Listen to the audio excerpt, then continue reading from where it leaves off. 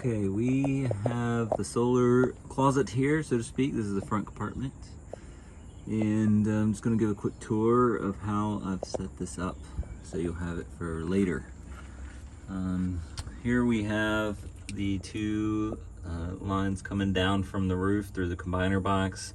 They run through the wall kind of behind the commode in the bathroom, down through the wall there, and then underneath and across. And they are from the solar panels combiner box. They go up, and the positive comes through this breaker here, and you can use that to turn off the power from the solar. Continues up and goes into this unit here, which is the Magnum PT100. It's a MPPT charge controller. It takes the voltage from the panels and converts it to the required voltage for the batteries to charge. So if we press one of these buttons, it tells you our battery bank right now is 14.4 volts. It's using kind of a low voltage. It can't, or amount of amps it can't really keep up. The voltage from the panels was about 33 volts, and we're not really pulling any power right now, so they're not producing too much power.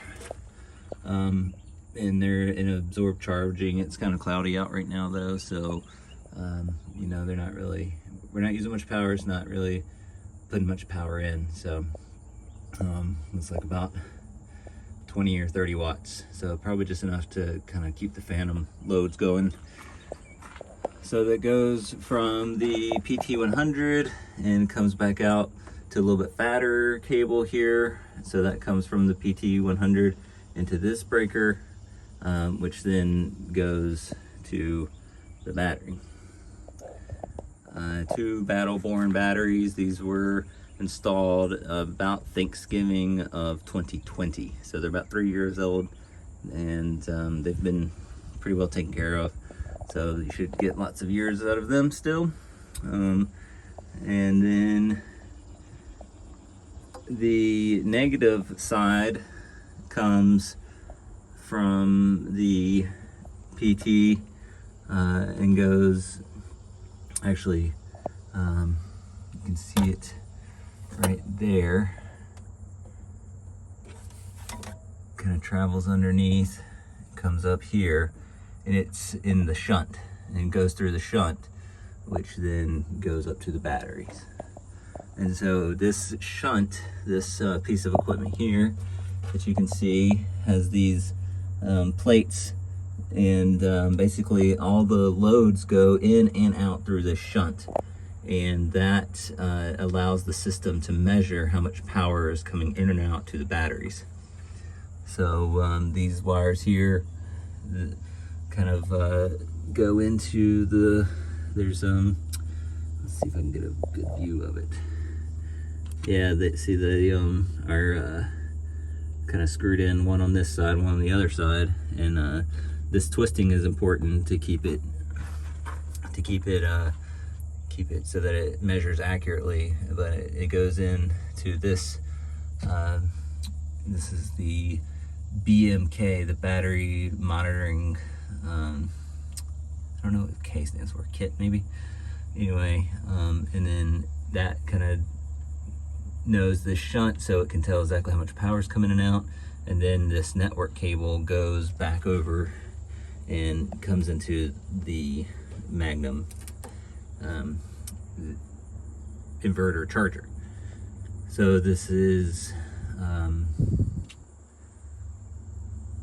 let me back up just a minute. So it comes down from the solar panels, goes through the breaker, goes to the PT100. PT100 then feeds it back through the shunt and into the battery. So the positives are the reds. Those are kind of directly connected to the batteries, and then the negatives all go through the shunt. And so the shunt can measure how much power the PT100 is putting into the batteries. And then when you go to draw power, you have kind of two choices, right? You can be on shore power, which is when you're plugged in on the side, or you can be on your battery power, which is when you're using the inverter. So we'll talk about just the inverter portion. If you're just drawing from your batteries, you've got 200 amp hours of batteries here that you can use. So that's, if you draw a load that is 100 amps of power at 12 volts, then your batteries will last 2 hours. You can power that 100 amp load for 2 hours before you pull these batteries down. So if you have just a 10 amp load, then you can run it for 20 hours. And if you have a 200 amp load, you can run it for 1 hour at 12 volts. So that's kind of how that's measured. In theory, probably not as good in practice, but that's the theory. And so that all, again, comes when you're pulling the power. It's coming through this big fat cable here, through the shunt, and it goes back around. This wire here then connects into the inverter. And then the inverter takes that 12 volt power, and you can see in there it says Magnum Hybrid. That inverter will take that 12 volt power and convert it to 120 amp power, and then that's these wires here coming in and out. So this is all 6 gauge wires, and so they're routed kind of underneath here, and they come up, and we've got two, they kind of split off in a couple different ways because of the this is a charger too. So we've got shore power coming in, and we've got the inverted power going out. And so this box here is the kind of the interconnect box, if you want to call it. This allows you to kind of shut off the whole system if you want.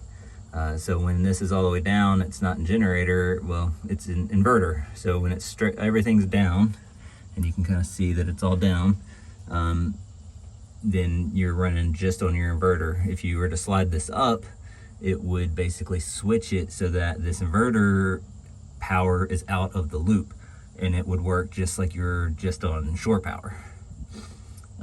And so that's just kind of and it's a safety device here. So that you see this one is bent up so that these breakers, when they need to trip for whatever reason, they can still trip, and it'll be still safe.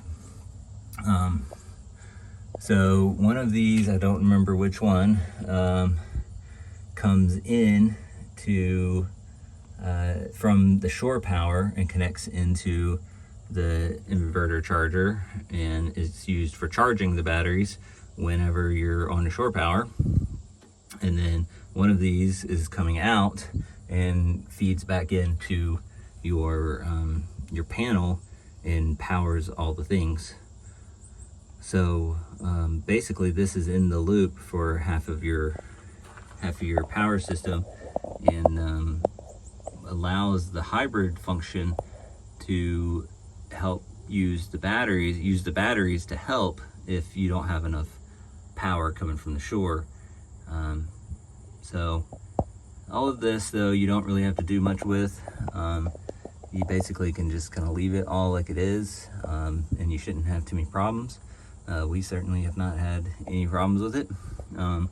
There's this master cutoff for the battery if you need it, and a 400 amp fuse for safety. So a couple safety pieces there. The only thing you'll really want to do is just kind of keep an eye on anywhere that these cables might be rubbing on something. And I've got them so that they're pretty good about not really touching anything. But you just need to kind of keep an eye on this, because if one of these was to rub through and short out, then you would have an issue. There's a couple of spare cables that I had made that if you need them for something, they're there. You've got 2 more short battery ones. If you want to add a third battery, you could do that. Yeah, so that's out here in a nutshell. I'll bring you inside and show you the panel inside for you to see. All right.